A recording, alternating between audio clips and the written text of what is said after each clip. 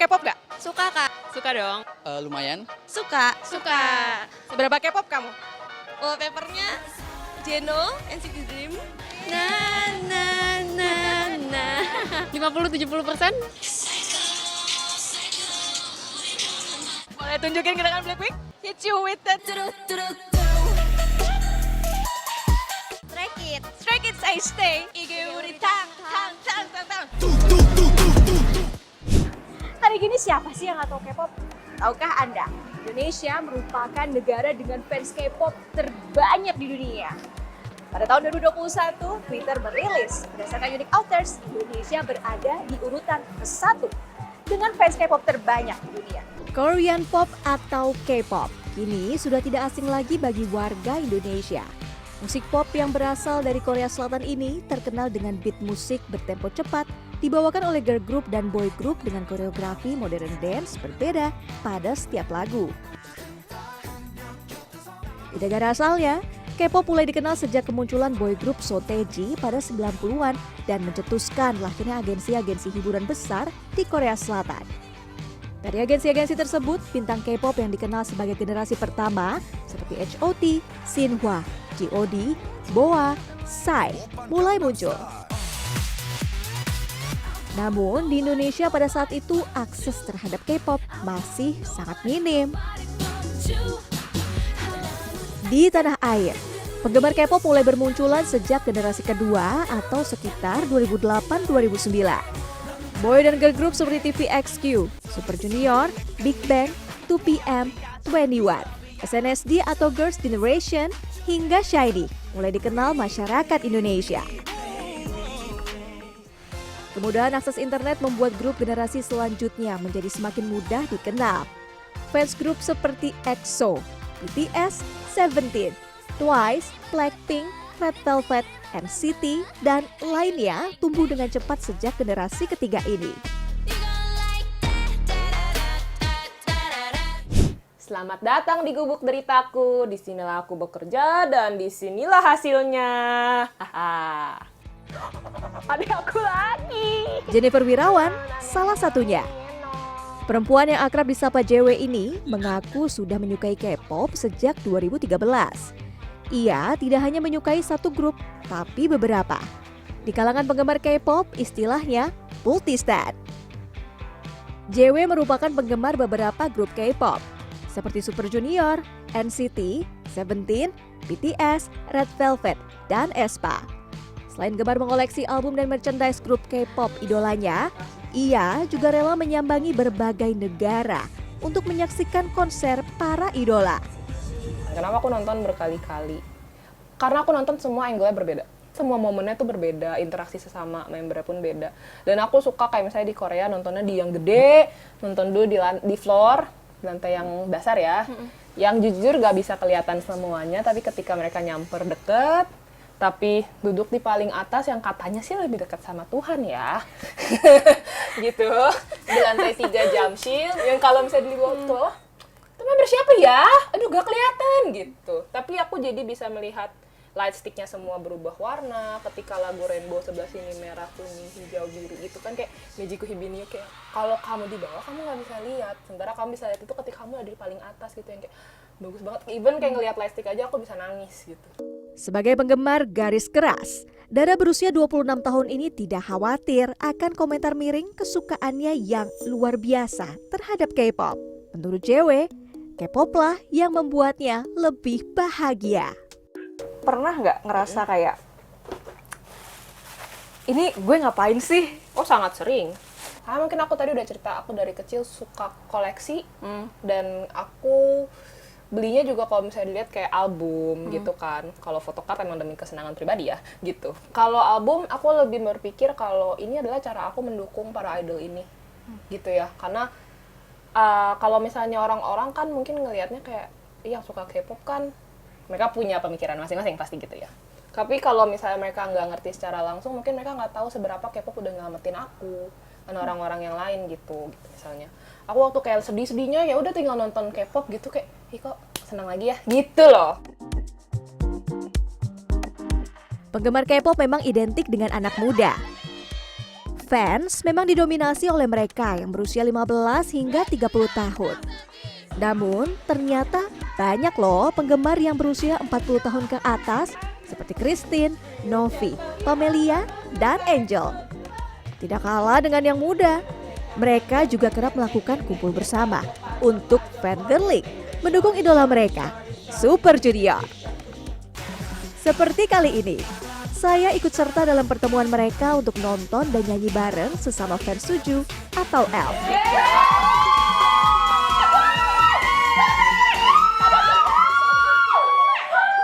Ibu mohon bersabar, kita istirahat dulu boleh.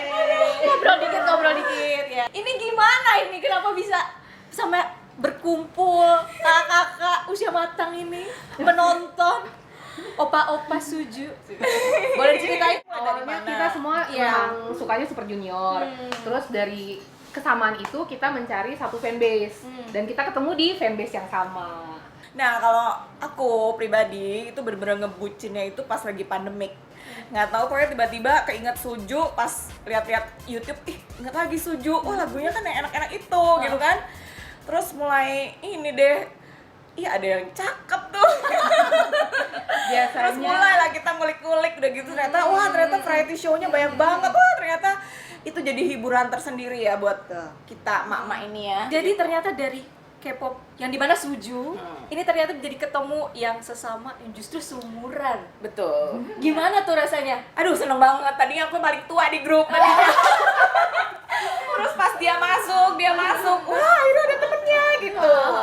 Tapi justru sebenarnya ya, tadinya saya kira kalau masuk ke fandomnya Suju tuh bakal ketemunya orang-orang yang seumuran saya gitu. Jadi seumuran Sujunya 30 ke atas atau mungkin seumuran kami 40 ke atas. Tapi justru sebenarnya lebih banyak yang umurannya 20-an ya nggak Iya sih? betul. Ada yang kelahiran 2010 dong. Itu gimana tuh? Ketemu sama yang muda-muda. Yang jadi kebingungan cuman kalau ada generation gap. Iya. Jadi misalnya kebetulan nih ini yang bertiga nih sudah punya anak kan. Nah, dia sama anaknya kan berarti panggilnya mami. Tapi ada yang lebih muda dari anaknya di grup panggil dia kakak. Gue sih boleh senior ya. Senior, Tapi semangatnya tetap dong sama yang muda. Rasa bahagia menjadi fans K-pop, baik muda ataupun tua, tetap sama. Cara mendukung idola saja yang berbeda. Lalu, sebenarnya apakah dampak dari seseorang memiliki idola? Kalau fans itu memang ada dua sisi ya, kayak dua sisi mata uang. Pasti ada positifnya, tapi ada juga nggak bisa kita pungkiri ada negatifnya gitu. Nah, ketika seseorang yang tadinya merasa kehilangan arah, jati diri gitu ya, kebingungan, dia menemukan sosok yang bisa dijadikan panutan, dia itu akhirnya jadi semangat lagi gitu sama hidupnya. Seseorang yang sudah terlalu obsesi gitu ya dengan idol misalnya, dia akan jadi membabi buta cintanya itu terhadap idol. Udah bukan memberikan dampak positif, tapi malah dia ingin menjadikan idol itu miliknya sendiri. Kalau di Korea itu sendiri ada terminologi namanya saseng fans.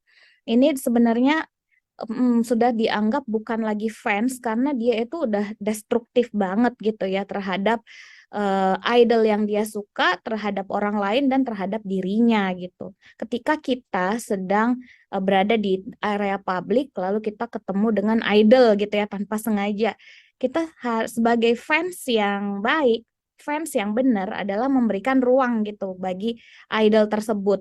Dia tidak sedang bekerja misalnya untuk memberikan servis gitu ya kepada fansnya, karena ini kan lagi personal time gitu ya buat para idol. Sementara fans yang destruktif atau saseng fans itu dia akan ngejar-ngejar, udah kayak stalking, terus minta foto dan lain sebagainya. Itu sisi negatif dari fans yang sudah terlalu obsesif. Berapapun usia para fans K-pop ini, kecintaan mereka terhadap idolanya tentu membuat mereka ingin berkontribusi untuk mendukung para idola. Bagaimanapun caranya, walaupun itu berarti harus merogoh kocek cukup dalam.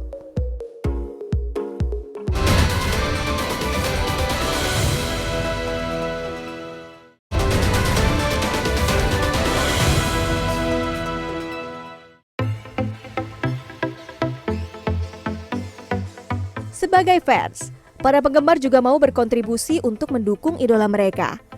Fans K-pop rajin membeli album musik, terlebih saat grup idola mereka melakukan comeback, sehingga pembelian album dapat meningkatkan chart musik dan tentunya popularitas grup tersebut bakal makin terangkat. Data statistik perdagangan impor dan ekspor dari Korea Custom Service atau layanan bea cukai Korea mencatat, ekspor album K-pop dari negeri ginseng mencapai 232,11 juta dolar Amerika atau sekitar 3,53 triliun rupiah pada 2022. Indonesia termasuk dalam daftar 10 negara pengimpor terbanyak. Namun, tidak hanya album fisik yang dikoleksi para fans K-pop loh. Ada merchandise pendukung seperti light stick, photocard, foto album, dan pernak-pernik lainnya. Kira-kira rak segini habis berapa ya? Ya kira-kira nggak banyak sih Mbak, paling mobil lah satu. Mobil satu. Halo, Pak. Ngeng. Sebenarnya, berapakah harga item atau merchandise K-pop ini? Kalau tadi bisa buat beli 2 mobil. Kalau sebaik ini, kira-kira bisa dapat apa ya? Untuk album fisik sendiri, harganya mulai dari 180.000 hingga 300.000 rupiah, tergantung dari item apa saja yang didapat, seperti ini. Kemudian, item wajib yang dibawa saat nonton konser, light stick. Harganya mulai dari 400 hingga 800.000 rupiah. Nah, kemudian ini nih, photocard alias kertas mahal. Harganya mulai dari 15.000 rupiah hingga jutaan rupiah. Mahal kamu.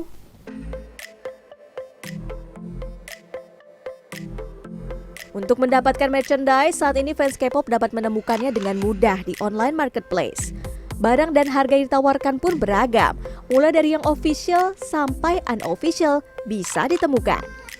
Tingginya popularitas grup idola dari Korea Selatan ini dibaca sebagai peluang bagi pelaku industri asal Korea Selatan untuk membuka cabang di Indonesia. Seperti Kwangya at Jakarta dari SM Brand Marketing. Selain menjual cenderamata, Kwangya juga menawarkan experience. Jadi, selain membeli merchandise official, pengunjung juga dapat menikmati makanan dan minuman bertema sang idola. Mereka juga dapat memanfaatkan spot foto berlatarkan idola atau mengabadikan momen di foto booth.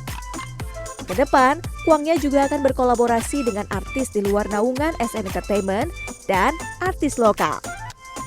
Jadi Kwangya ini didirikan oleh SM Brand Marketing yang sebenarnya mencoba memenuhi ekspektasi K-pop fans di dunia, khususnya K-pop fans di Indonesia yang akan suka K-pop gitu kan. Kita tahu ya berdasarkan riset dan pengamatan dan pengalaman sejauh ini basis K-pop fans di Indonesia sangat besar dan fansnya banyak sekali gitu kan. Dan mereka ini nggak cuma suka sama musiknya, tapi mereka juga suka sama merchandise-nya gitu kan dari artis-artis itu sendiri. Saya jadi penasaran, apa saja sih yang dibeli pengunjung? Jajan lumayan baru 2 sih Kak, nggak tahu nanti nambah apa enggak. Pertama ada photocard set sama punya SC1. Terus yang kedua ada digipacknya aespa yang album terbaru. Dia yang versi Karina nih. Terus sama dapat poster, ya tentunya dapat poster lah. Sebenarnya beli lightstick NCT aja sih, sama sisanya photocard. Bagaimana ya para fans mengatur keuangan mereka untuk mengoleksi merchandise K-pop? Budget sendiri, kalau buat K-pop selagi suka kayaknya tebas aja deh, yang penting masih bisa makan. Biasanya prepare, kan info buat comeback mereka kan pasti ada. Ya paling ya sebulan itu udah mulai jaga-jaga. Apalagi kalau ada konser kan, jadi harus prepare dari awal kan biar setidaknya kepuasan batin tersalurkan. Kalau budget sih, ini kan lightstick aja minimal harganya 600 ya. Ya kurang lebih sejuta lah buat beli kayak merchandise gini. Lumayan sih agak dipersiapin, minimal dari gaji udah kita sisihin deh buat beli merchandise ini. Wah, ini baru merchandise pendukung. Belum termasuk kalau mereka ingin berinteraksi dengan idola. Tentu budget yang dikeluarkan lebih banyak lagi. JW merupakan salah satu fans yang rela merogoh kocek sangat dalam untuk berinteraksi dengan idola melalui fansite. Yo, you killed it. Thank What the heck? Karyawan swasta sekaligus digital creator ini mengaku pernah mengikuti fansign sebanyak 11 kali. Saya tahu betul prosesnya seperti apa, kemudian 11 kali fansign. Kenapa sih sampai mau ikut fansign? Kenapa ya? Mungkin lebih ke satu ya, pasti tadi kata kakak, kita pengen berinteraksi gitu Langsung kan. dengan idolanya, walaupun cuma 2 menit. Cuma 2 menit, bener banget bunda, cuma 2 menit ya moms. Jadi aku tuh ngerasa kayak, aku merasa sangat terberkati ya dengan adanya mereka gitu. Aku pengen, satu adalah, aku pengen mereka tahu gitu, betapa mereka masing-masingnya. Karena aku banyak ya orangnya, nggak cuma satu gitu ya. Mereka udah membuat hidupku lebih baik, lebih berharga, aku belajar banyak hal. Apa sih yang kamu bicarakan ke idola kamu? Yang pasti ada adalah aku nyanyi atau nunjukin cover aku yang udah jadi, atau nunjukin lagu yang aku buat. Sangat suka sekali JW merasa membeli pengalaman melalui fansign rasanya tidak akan sama dengan membeli merchandise. Terlebih melalui fansign inilah JW menunjukkan bakatnya sebagai orang yang gemar bernyanyi dan mendapat support langsung dari sang idola. Oke, ini adalah pesan yang paling Boleh ditunjukin. paling aku sayang banget sama Giselle, kayak dia bikin Giselle Espa. Iya, Giselle Espa. Dia tuh nulis aku panjang banget. Aku kaget karena biasanya antara kadang ada yang nggak boleh atau ada yang nulis oke pendek gitu kan, 1-2 kalimat. Itu aja aku udah seneng banget gitu ya. Karena kan waktu mereka pendek ya untuk nulisin. Sementara Giselle nulisin aku sepanjang ini dan dia bilang, "Gak masalah. Kamu tuh bagus kok nyanyinya. Jadi tetap nyanyi terus ya." Dan di fansignku yang ketiga sama Giselle, dia bakal nulis kayak, "Aku tunggu ya album kamu." Oh, gitu. Lu kan gak bisa. Ternyata industri ini juga berdampak pada sektor lainnya, mulai dari food and beverage, skincare dan kosmetik, serta industri fashion di Indonesia. Gerai bisnis bertema Korea semakin menjamur dan tak jarang produk lokal menjadikan idol Korea sebagai brand ambassador. Hal ini tidak hanya berlaku bagi pelaku bisnis besar, tetapi juga dimanfaatkan oleh pelaku UMKM untuk menarik pembeli dengan membuat produk mereka bertema Korea. Secara umum, dampak masuknya Korean Wave ini cukup positif bagi peningkatan perekonomian Indonesia. Walaupun tidak dapat dipungkiri, impor barang meningkat, seiring dengan budaya konsumerisme yang juga semakin tinggi. Kalau kita lihat memang perputaran uang yang ditimbulkan dari Korean Wave ini sangat besar gitu kan. Mulai dari penggunaan brand ambassador yang meningkatkan penjualan, kemudian ada juga imitasi ataupun produk-produk Korea yang ditiru oleh produk di Indonesia ya, seperti mie dan sebagainya, F&B itu. Nah, itu juga meningkatkan sebenarnya perekonomian lokal gitu kan. Tapi memang di satu sisi ada dampak-dampak negatifnya dari adanya Korean Wave ini. Seperti kalau kita lihat dampak dari konsumerisme masyarakat kita yang tidak ketolong lagi, dan itu menimbulkan memang ada potensi kerugian secara individual. Ada maraknya penipuan dan sebagainya. Kendati demikian, Huda melihat untuk menjadi negara yang mampu mengekspor budaya seperti Korea Selatan tidaklah mudah dan membutuhkan proses yang sangat panjang. Pekerjaan rumah ini tidak hanya berlaku bagi pelaku industri kreatif, tapi juga pembuat kebijakan untuk lebih giat mendorong ekonomi kreatif ke kancah global.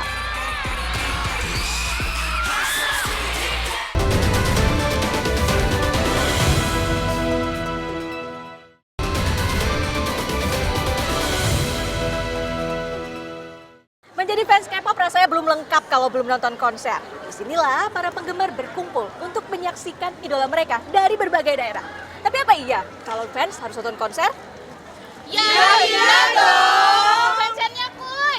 Baekhyun, Kang Seojin, Son Seungwan, Park Soo-yeon, Kim Ye-rin, Red Velvet.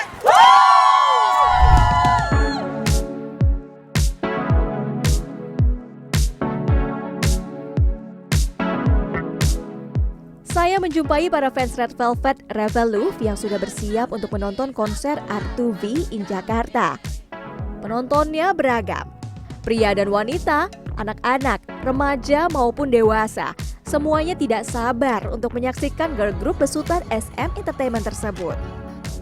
Untuk urusan penampilan, mereka tidak mau kalah dengan sang idola. Mulai dari fashion, make up, dan tentunya atribut konser wajib dibawa. Red Velvet dari mana aja nih? Aku BSD. BSD. Aku Bekasi. Bogor. Jaktim. Jaktim. Persiapannya apa aja nih mau nonton Red Velvet hari ini? Weekend bangun jam 6 pagi. Hafalin lagu 24 jam. Yang pasti persiapannya duit sih Kak, nomor 1. Sama bangun pagi itu kunci utamanya. Oke, untuk baju gimana nih? Kompakan atau emang ada dress code atau gimana? Kalau kata Joy di bubble-nya sih di warna merah ya, Red Velvet gitu. Gegap gempita mulai terdengar dari Hall 5 ICE BSD sejak pukul 14.30.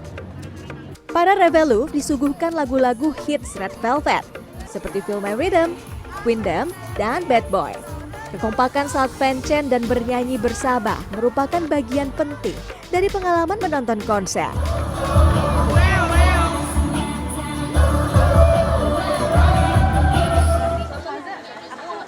Solidaritas fans K-pop ternyata tidak melulu terjadi saat menonton konser loh.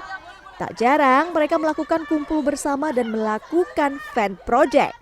Kan pernah nggak sih ikutan kayak fan project kayak gitu? Pernah dong, pasti kita. Fan project apa aja? Kalau biasanya sih kayak birthday party gitu ya, lebih seringnya birthday sih. Ngapain aja sih biasanya birthday party tuh?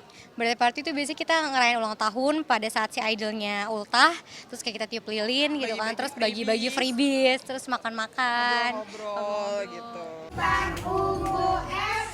Kebersamaan fandom ini ternyata juga menggerakkan mereka untuk melakukan aksi sosial yang mengatasnamakan fandom.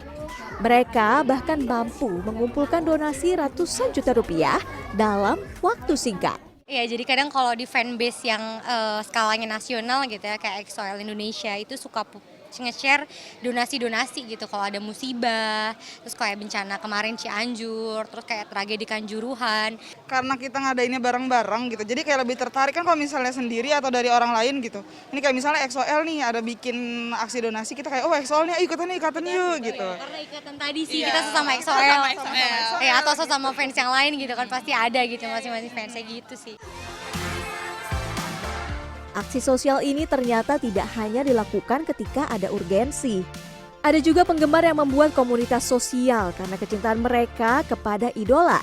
Seperti yang dilakukan fans BTS yang satu ini, Hera Handayani. ARMY berusia 47 tahun ini mendirikan Bintang Ungu pada 2020. Tadinya sih kita nggak pengen ini sampai jadi suatu komunitas yang besar gitu ya. Kita cuma ngelihat ARMY yang masih muda-muda itu kebanyakan dapat kayak stereotyping dari luar itu negativity, seolah-olah mereka itu hanya hura-hura dan hanya senang pemuja-pemuja bocah-bocah Korea itu. Kita coba daripada kamu balas satu negatif dengan negatif lagi, kita share positivity seperti kata BTS, let me show you. Gitu ya udah kita jalan aja, biarkan masyarakat menilai dari apa yang kita hasilkan gitu. Selama 3 tahun terakhir, komunitas beranggotakan 20 orang ini telah membuat puluhan kegiatan. Mulai dari membantu warga lansia, menanam pohon, membuat buku anak, dan mendirikan 3 PAUD untuk anak-anak kurang mampu. Melakukan kegiatan di latar belakangi kecintaan pada idola, membuat Hera bersemangat untuk terus bergerak dengan Bintang Ungu. Ia yakin kegiatan yang Bintang Ungu lakukan akan berdampak positif bagi sesama. Rata-rata pada saat kita ke daerah, misalnya pada saat kita nanam pohon gitu, atau pada saat kita kemarin bikin trashboom, itu tanggapannya tuh sangat positif. Jadi mereka yang bisa seperti ini ya, biasanya mereka langsung ininya kayak yang kok mereka bisa, kok kita nggak bisa. Jadi kan efeknya malah positif tuh gitu. Kalau yang demen K-pop aja bisa bikin kayak gini, kenapa yang lain-lain nggak bisa? Militansi para penggemar K-pop ini bagaikan dua sisi koin.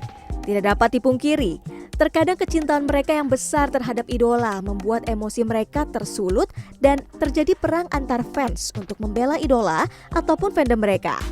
Perang antar fans atau fan war ini sering terlihat pada kolom komentar di media sosial. Kalau kita lihat dari fan war itu sebenarnya wajar sih, yang namanya fans dari dua kubu yang berbeda saling ingin menunjukkan eksistensinya, pengen dinotis oleh idol yang dia suka bahwa kami sebagai fans ngebelain kamu loh gitu kan, dari orang-orang yang berusaha menyakiti kamu loh gitu. Tapi pada akhirnya juga nggak jarang terjadi kayak perdamaian gitu lah di antara mereka. Apapun alasannya mengidolakan seseorang, Sebagai fans tetap harus tahu batasan antara idola dan penggemar. Karena ada kalanya antusiasme yang terlampau tinggi justru mendatangkan kerugian, baik untuk diri sendiri, orang lain, atau bahkan sang idola sendiri. Yang pasti, jangan sampai fans Indonesia didentikan dengan hal negatif yang bisa membuat semakin sulit untuk bertemu dengan idola. Karena sejatinya, mengidolakan seseorang seharusnya menyenangkan, membahagiakan, bukan sebaliknya.